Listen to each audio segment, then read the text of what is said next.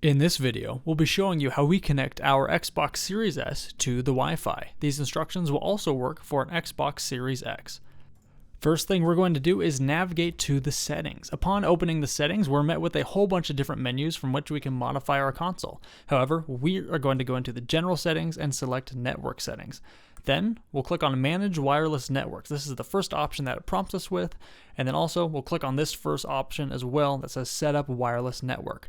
Our Xbox is now going through the process of locating all of the wireless networks around us, and as we can see, there are a ton. So we need to locate ours, and thankfully ours is right up here on the top.